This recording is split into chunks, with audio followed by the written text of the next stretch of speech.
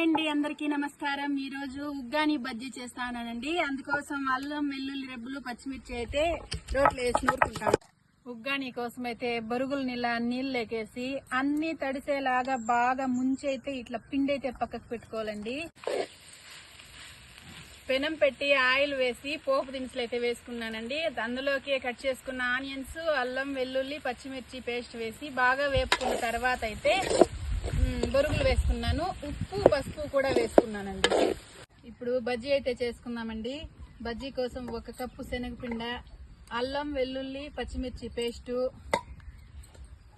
ఒక 2 టేబుల్ స్పూన్లు బియ్యం పిండి,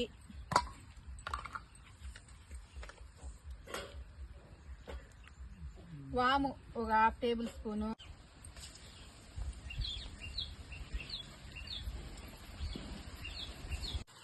బజ్జీలు అయితే రెడీ అయిపోయాయండి.